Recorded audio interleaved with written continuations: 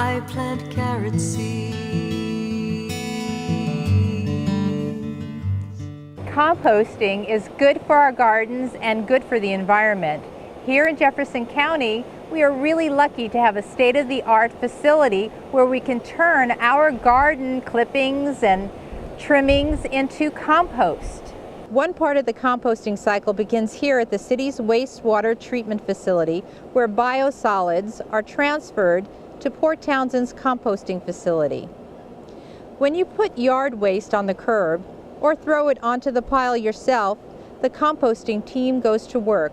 It's really quite a fascinating scientific process of stirring, curing, screening, and temperature control.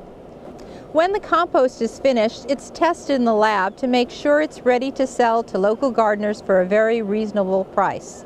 And yes, it's Class A, and so it's safe to use on your vegetable garden. But it's also a good idea to home compost, and a lot of gardeners do. We're here today with Jenny Little, and Jenny likes to compost. In fact, she even won the county fair composting this year. So Jenny, what are the steps to composting?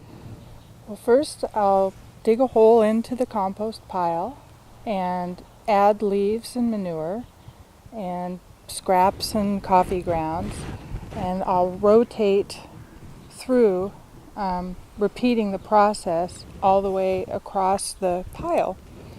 And then I'll use this to amend the soil or to mulch around the garden.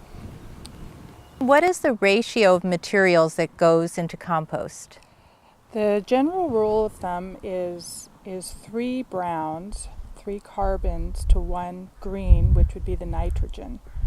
And the browns would include leaves, straw, wood chips, that sort of thing. And the greens would be grass clippings, various manures, animal manures, not including pet waste. You wouldn't want to use pet waste. I think that's an important consideration that people must realize, that because we don't have the control that they do at the plant, we cannot incorporate anything unless it's manures from vegetable eating animals, like cow manure, chicken manure, and of course bat guano, it can be used as well. So this composting system is designed as a 3-bin system, which you would normally have one section with the new compost, one section with the mellowing compost, and one with the compost that's ready to use. But I'm just using it as one giant composting area. There are other kinds of compost heaps as well, including ones without sides. Roger has a tumbler. There are also pallet systems. Compost bins can be really easy and inexpensive to put together, like the pallet system, and ones that are just heaps. There are also worm bins, and worm bins can be made out of wood or of plastic. The great advantage of having a worm bin is, one, its convenience. You can have it close to your kitchen, and you can put all of your kitchen waste scrap in it from fruits and vegetables. Also, you won't attract rodents to your compost pile if you're afraid of that. This is a contained system, and you can keep it in your garage or in your kitchen. Hi, Sarah. Will you show us how to make a worm bin? Sure, I'd be glad to.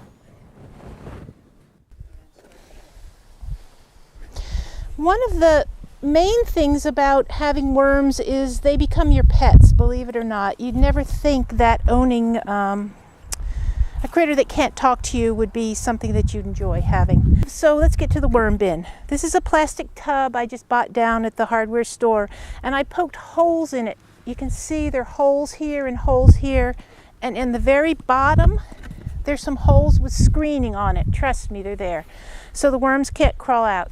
You add worms, kitchen scraps, and then you add this for a bulking agent. This is like the browns in the compost pile.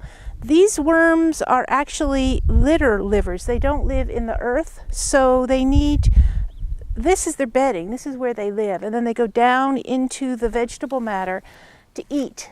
If we look at a handful of this, there you can see their eggshells. Oh, and here's a, oh, it must be from kale or something. And here is an adult worm. Actually, there's another one on my glove. You can see here are the adults.